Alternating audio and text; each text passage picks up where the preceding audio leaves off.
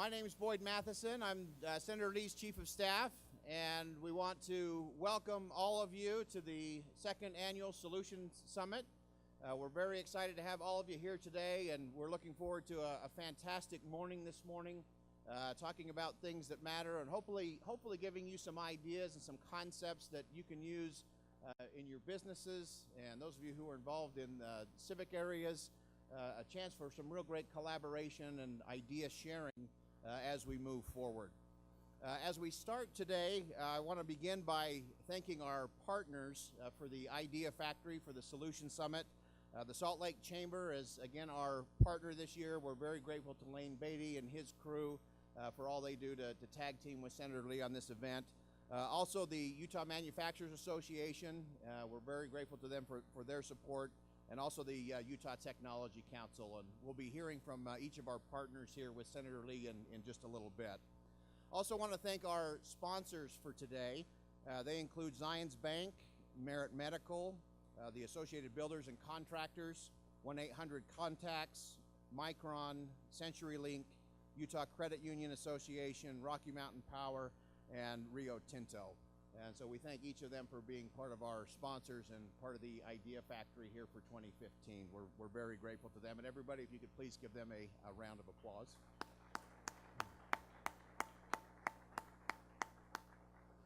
We also want to thank the Larry H. Miller Group and the Utah Jazz, Gail Miller, Steve Starks, Tiffany Watkins, among many of their group for this wonderful facility today. The Jazz are warming up and getting ready for what will hopefully be a great season for them. So we really appreciate them providing the facility today and helping us there. You've already experienced the Waffle Love food truck food, but that's just the warm-up for today.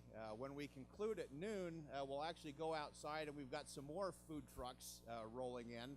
So I hope none of you came here really committed to keeping your diet today, because it's not going to happen. So we have the Waffle Love food truck. We also have Chop City, Genki, Licked, and Rolling Mountain Bistro. So you can just let those thoughts ruminate in your head as we're going through the day this morning. So this concept of the Idea Factory is something that Senator Lee has been working on over the last several years as he has moved out his conservative reform agenda across the country. And it's an interesting concept in terms of how we create bigger ideas and how we really move things forward in a significant way. Senator Lee has rapidly become known back in Washington as the policy entrepreneur. It's interesting, in many of the leadership meetings, whenever an issue comes up, someone will say, well, does anyone have a bill or some legislation on that? And the answer is always, I am sure Senator Mike Lee has a bill on that. And so it's become this place to foster ideas, to create dialogue. It's been great for our office here in Utah and back in D.C. to host many of you and to have you participate in that Idea Factory. And whether it's on transportation or immigration or healthcare, to get your ideas and your insights. Senator Lee loves the dialogue. The philosophy in our office is the solution to any problem begins when somebody says, let's talk about it. And that's really what we're here to do today. And we have a wonderful lineup of speakers and people who can share some really interesting ideas. We're very grateful to have Senator Ben Sasse with us from Nebraska today. You'll get to know him a little bit. Interesting with Senator Sasse, Senator Lee actually pulled off a pretty interesting coup that I don't know has ever been done in Washington. Back in early 2014, when Senator Sasse jumped into the Senate race in Nebraska, there were a number of challengers, other candidates that were in. And some of the big D.C. groups had already picked a horse and had done endorsements. And Senator Lee was actually able to go to some of those folks and say, wait a minute, you need to sit down with Ben Sasse. He's the kind of idea guy and the kind of policy guy that we really need to change the way Washington works. And was actually able to get some of them to flip their endorsement, something that just doesn't happen, which is a testament both to Senator Lee's influence and also the brilliance of Senator Sasse. And so we're excited to have him here today. Former Governor Mike Leavitt will be joining us and sharing some of his unique perspective, along with Governor Herbert. We've got Rich McKeon here today, and then we're also going to have a really interesting dialogue about someone who is making the Idea Factory real. Carol Holloway from Switch Point down in St. George will share her story in terms of how they're moving people and making homelessness not just tolerable but temporary, and doing some unique alliances and some unique thinking in terms of how we help people through that transition process. You've got in your packet today a copy of the National Journal, which did an interesting story on Senator Lee. Of course, many of his friends in the Senate are currently running for president, and that creates some very interesting dynamics when you have three of your best friends in the Senate out there running for president. And the basis of the article is this whole Idea Factory, that while some of his colleagues are out there doing some very national things, Senator Lee is very quietly going around building alliances, getting allies across the spectrum. You'll see that today, from issues that are neither left nor right, but simply American, where Senator Lee has been able to really develop some allies and create some real opportunities for change and for moving things forward in a positive way. So I encourage you to take a good look at that today, because really what we're looking at today is how do we take big ideas and how do we move them forward? Because just to have a big idea is not enough. You all deal with that every day, and we all do. You can have a big idea in the shower, you can have a big idea in the boardroom, but unless you're able to develop the alliances and the allies to actually move it forward, it really doesn't matter. Now, the poet T.E. Williams said that all of us dream, but not equally. Some dream in the dusty recesses of their mind and awake to find it was vanity. But dreamers of the day are dangerous, that they may act their dreams with eyes open and make them a reality. And so I hope as you go through the day today that you're keeping a couple of questions in mind. One, how does this apply to you? How does it apply to your business, to your job, to your role in this wonderful community of Utah? And number two, what are you going to do about it? What action will you take? Because this group that we've assembled here today really are the dreamers of the day for Utah and the best hope for the country. And so we're excited to have you here today. And now I'm going to turn it over to Senator Lee, who will give some opening remarks and really be the moderator and facilitator. I told him he needed to be a combination of the Muppets Guy Smiley and Phil Donahue. So we're very grateful again to have everyone here today. So please help me to welcome your senator, Senator Mike Lee.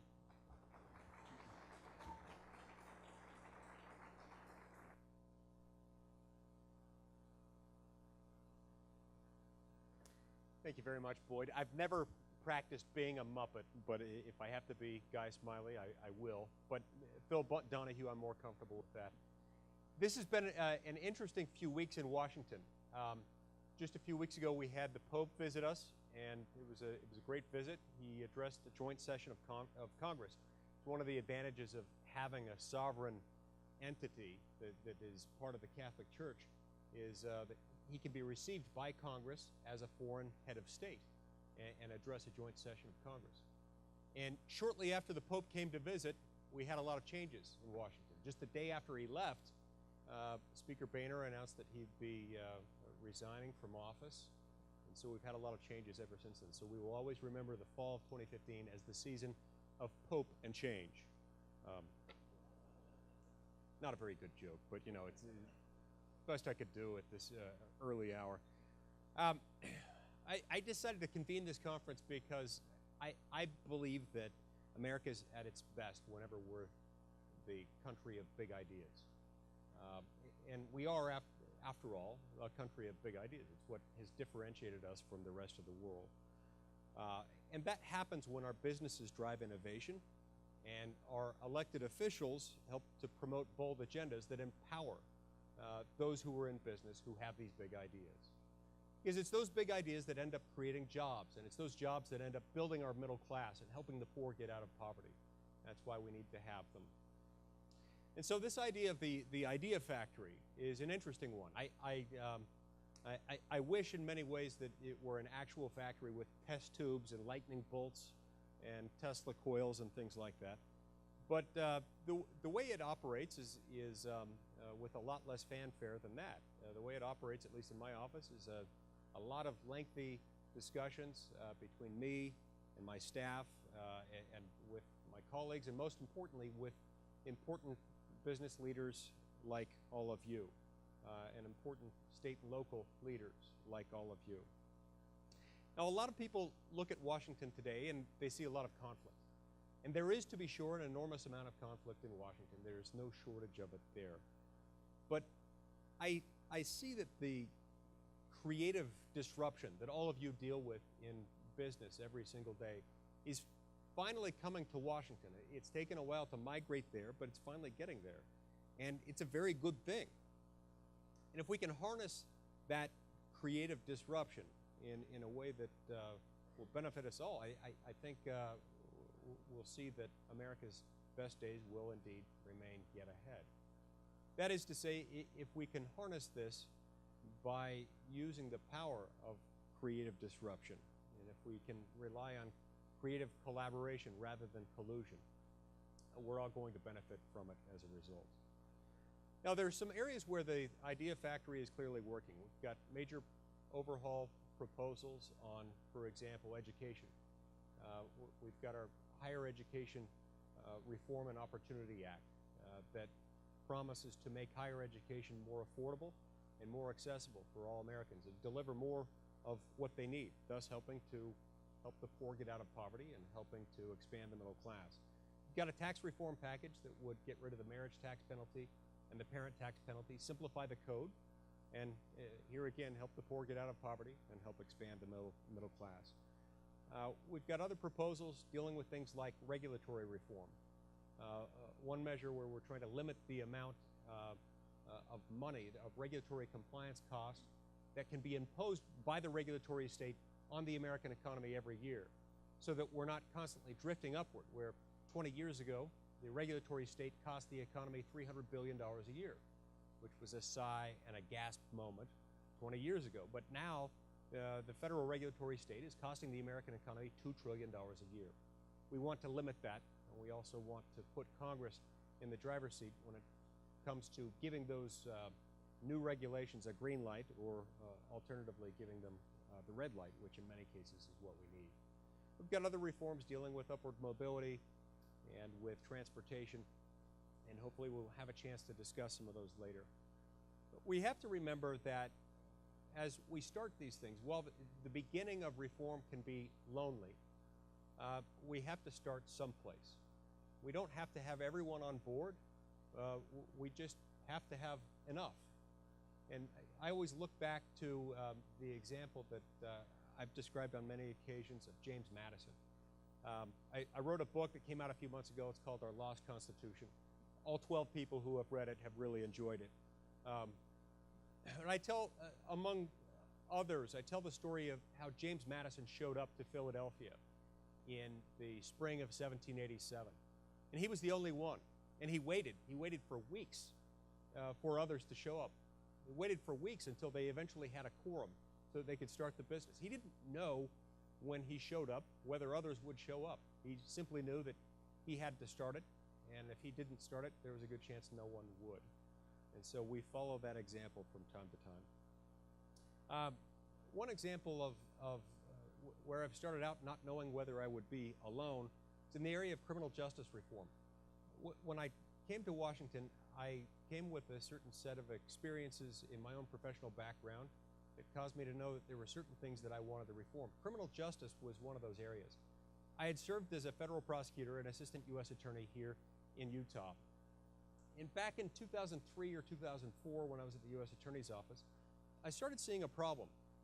Some of our judges were complaining about the use of minimum mandatory penalties by Congress. Their complaint was not that all minimum mandatories are bad, because they're not.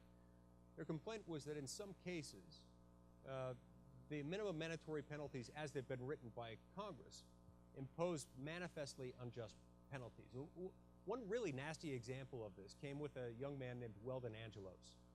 Weldon Angelos was a man in his mid-20s, the father of 2 young children. And he made some serious mistakes. He decided to sell marijuana on 3 different occasions over a 72-hour period. Now, he sold marijuana in fairly small, fairly modest quantities, but he sold marijuana nonetheless, and he had a gun on his person at the time. And unbeknownst to him, he was selling to a confidential informant. So he was indicted for these 3 modest marijuana sales. And the way the federal sentencing laws were written, and are written to this day, resulted in an interesting sentence. They produced a 55-year minimum mandatory penalty, such that Weldon Angelos is now in prison and is scheduled to remain in prison if he serves his entire sentence until he's about 80 years old. All of this because he sold marijuana in relatively modest quantities over a 72-hour period on 3 occasions. Now, the judge, then District Judge Paul Cassell, now Professor Paul Cassell, issued a lengthy opinion explaining how he didn't want to impose this particular sentence. This particular sentence was plainly excessive in relation to the crime being committed. But, Judge Cassell pointed out, there was absolutely no way the judge could avoid imposing this particular penalty. The law tied his hands. The law gave him no other option. And he said, Congress has to do something about this. Congress is the only entity that can solve this problem. And that's why when I got to Washington, I knew this was one of the issues I wanted to tackle. I started developing ideas. Eventually, I found an ally in my friend Dick Durbin, who serves with me on the Senate Judiciary Committee. Now, Dick Durbin is a liberal Democrat, and I'm not. But he shared my enthusiasm for this project. And over the next couple of years, we drafted out some proposals. We eventually came up with one that we felt good about it, and we introduced it. We didn't know whether we'd be all alone right at first, and right at first we were all alone. But after 2.5 years of work, mostly behind the scenes, we were able to negotiate a compromise. Now, a lot of the convincing on this idea had to be done with my Republican colleagues. This is one area where Democrats have been much more supportive than Republicans. But over the course of a couple of years, we were able to put together a broad-based bipartisan coalition, and we've got legislation that is supported by President Obama and is supported by Senate Judiciary Committee Chairman Chuck Grassley and many others. And we're going to have a hearing on that next week, and then the following week, a markup, and it should be getting to the floor and passing on the floor of the Senate sometime in the next month or 2. So this is an example of what we can find if you start with one kernel of an idea. Even if you don't know who your allies are going to be, if you develop the idea, you get behind it, you get momentum to it, eventually you can get legislation that can pass. And sure, there are a lot of areas where the parties are at odds with each other, but there are a whole lot of other areas where they're not. And you never are going to know where the areas are where you might agree unless you start out with one of these ideas and start pushing it. So my hope today is that we will walk away from today's summit with a better view of our own idea factory. Some strategies for finding allies, perhaps in unusual, unexpected areas, and where we can engage in the kind of dialogue between business and civic leaders that'll continue to make Utah a special place and America an extraordinary success, the greatest civilization and the strongest economy the world has ever known. So I thank you for being here. And with that, I'd like to bring to the stage 3 of our partners in the Idea Factory. Lane Beattie from the Salt Lake Chamber of Commerce, Todd Bingham from the Utah Manufacturers Association, and Chet Linton from the Utah Technology Council. Why don't you all 3 come up here and join me up on these stools. And we'll start with you. We've really enjoyed having the Salt Lake Chamber of Commerce come to Washington every year. Every time the Chamber of Commerce comes to Washington, we try to have a special event with them. One highlight was a few years ago while they were in town. They happened to be in Washington on September the 17th, which of course, as we all know, is our favorite holiday, Constitution Day. And we decided to have an event. We invited Supreme Court Justice Clarence Thomas to join us for dinner. And after dinner, we played our favorite game in the Lee family, which is called Constitution Jeopardy, with Clarence Thomas. And I believe, Lane, that your team actually beat Clarence Thomas. Was that right? No, Senator, you are on my team, and and I just want you to know that when we came in, we had the president of Hilldale College, we had Clarence Thomas and his wife, who is an incredibly sharp woman, and my wife and I, and Senator Lee and his wife. And I just want you to know that we didn't win the contest in jeopardy dealing with the Constitution of the United States. I think Robin Riggs and I think Spencer Stokes had aligned a group that were very well done. Yeah, well, Riggs had rigged the game, so I'm going to take that one to my grave as one of the great injustices of the last century.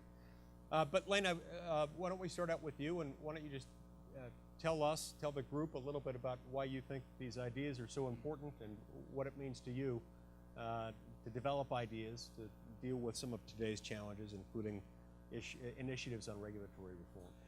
Well, thank you, Senator Lee. We deeply appreciate the opportunity to be here, and also all of the business community from Utah. It makes a huge difference when you're in Washington, D.C., and you have an opportunity, as we have had just literally 10 days ago when we were there, Senator Booker and Senator Leahy, who, in all honesty, you wouldn't think Mike Lee would have the influence to invite them in to visit with the Salt Lake Chamber. They're obviously from a different party, but I just again want to thank you for the insights that they shared with us also, which were very important. When you look at regulation, I don't think any organization in the country has been more concerned with regulation than has the U.S. Chamber. Regulation of what it does to small businesses and large businesses.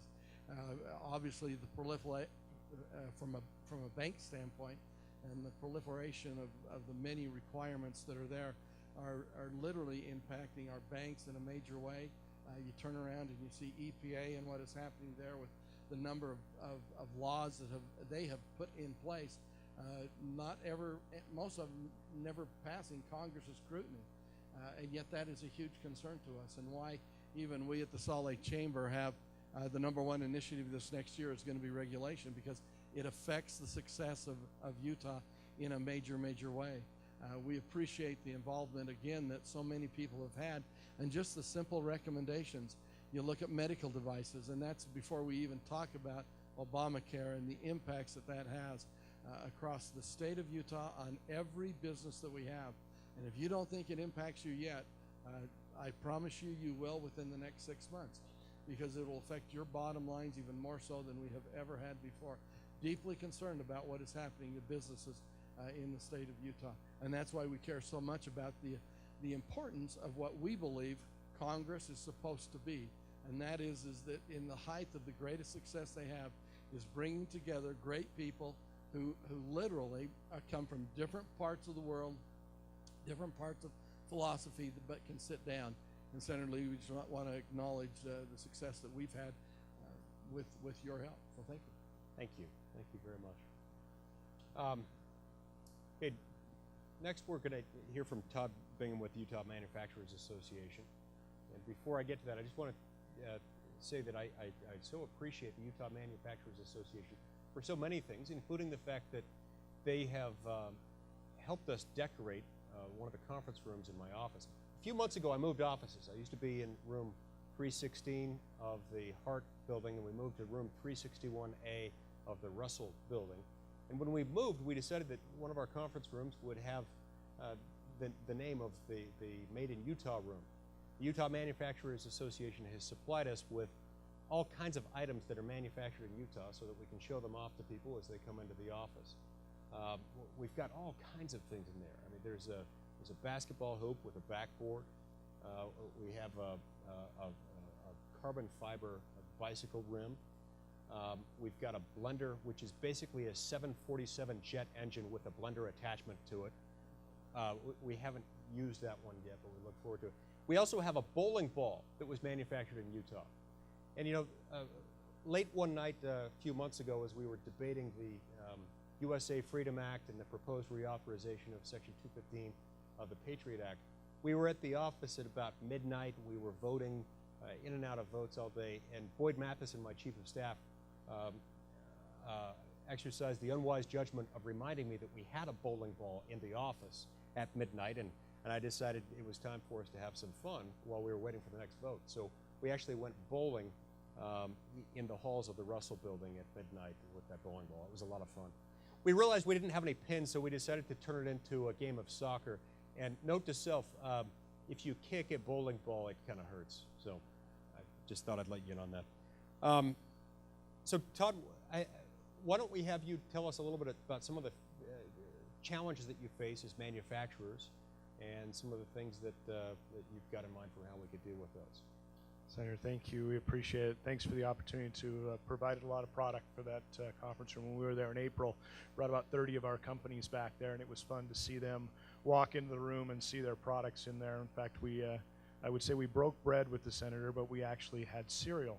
We had multi-meal post-consumer brand cereal with the senator in his conference room. So I don't know if anybody ever does that, but we had marshmallow mateys with the senator in his conference room. It was a lot of fun. So we appreciate that, and then thanks for the opportunity to do that. You know, manufacturing in the state of Utah is a big player in the economy.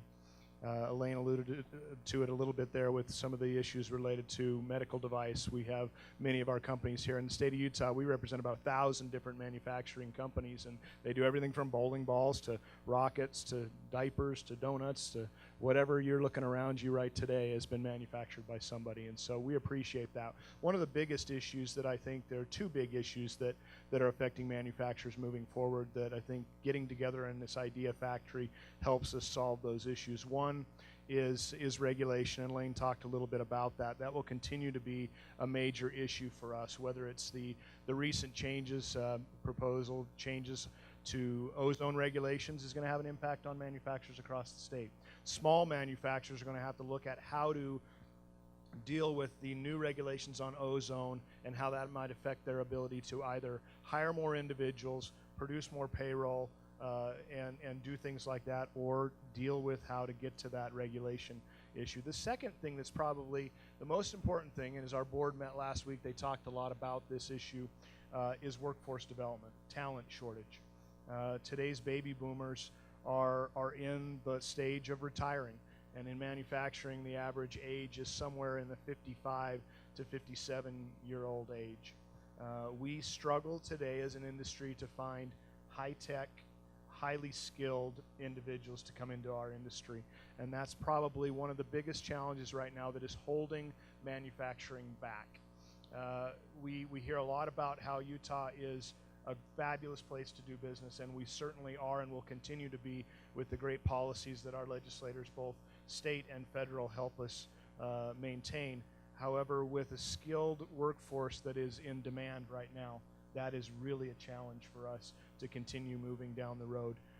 Probably number one issue for our companies is they simply can't find people to hire, and they begin to become a little bit cannibalistic. They hire from each other, they steal from each other, and that's a short-term problem, but it certainly doesn't solve the issue. So we see that as a major thing moving forward. Thank you. Thank you very much. We're also pleased to have Chet Linton with us from the Utah Technology Council. You know, Utah has had this extraordinary stream of successes over the last couple of decades in the high-tech sector, such that some people refer to the Wasatch Front as Silicon Slopes, and we're very grateful for the successes we've had in that area. And Utah Technology Council has played a really lead role in that, and they've been tremendously useful to me, very, very helpful as I've tried to deal with some of the changes that we face in the technology sector. This is one of the other areas where I've been able to come up with some ideas, seeing a problem, and eventually come to some bipartisan consensus on it. I developed a patent litigation reform bill with Senator Leahy a couple years ago. We're still pushing on that one, but we're gaining some real momentum with bipartisan support for patent litigation reform. But Chet, why don't you just tell us a little bit about some of the challenges that you face in this sector, and particularly as it relates to what I know is one of your biggest challenges, which is developing a qualified workforce. You can't just go out and hire anybody.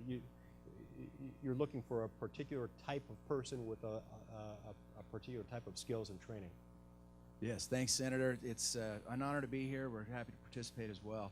You know, the workforce issues have been a big challenge for us for many, many years. And as an organization, we have, in fact, as a state, a little bit of trivia that's probably good for all of you to know. We have 5,000 technology companies in the state of Utah right now. And there are many that are formed. Last year, we had over 450 new companies that were tech companies that were announced. Of course, it's a sector that's growing largely, and we're excited and grateful for that. But Todd teed it up very well. We have the same challenges. Nationally, there are 2 million technology-based jobs that are vacant right now in the U.S. In fact, there's 1 million tech-based jobs in the manufacturing sector alone. So the whole workforce issue is a national issue. However, when it comes to the state of Utah, it's hitting us very, very hard. Several months ago, we polled in a meeting. There were about 45 executives there, and we asked, how many jobs do you have that you're filling over the next year?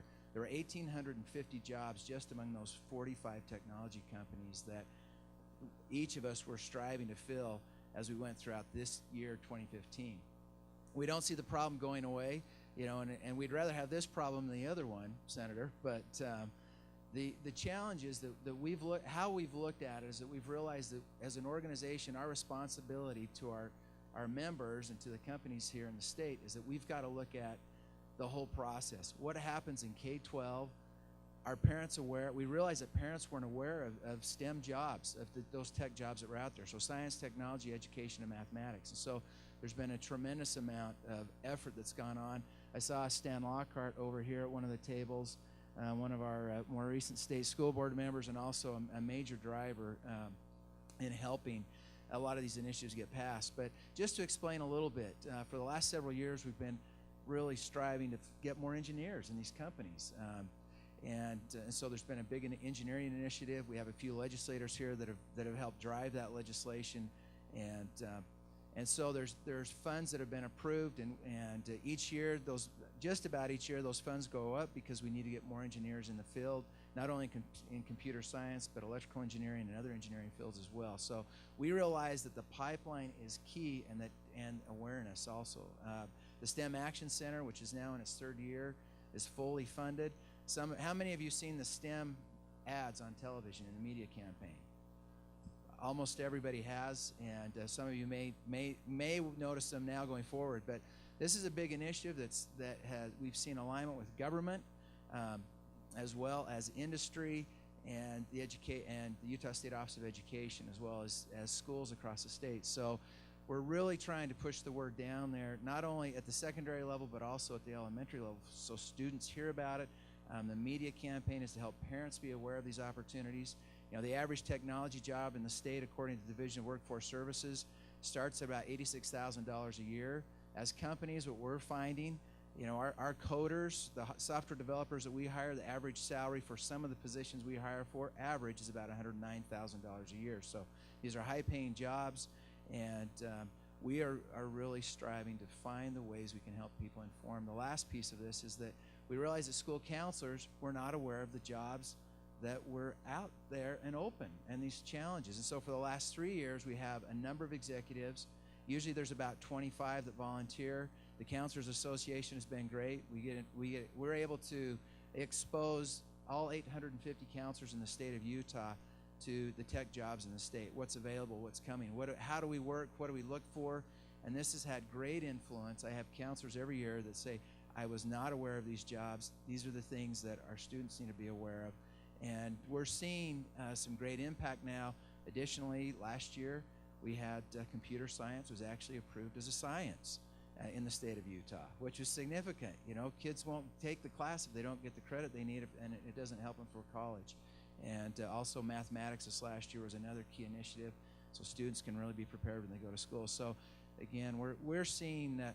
We think the needle's moving, but the biggest challenge is just supply and getting the word out there so students are encouraged to join and sign up for those classes to have impact and continue and really be ready for college and careers they move through and can take advantage of the jobs. Thank you. Thank you for sharing that insight. We'll always continue to look for ways that we can solve each of those problems. But thank you very much for being here, and let's give them a round of applause for this patient. Thanks, guys. Thanks, indeed.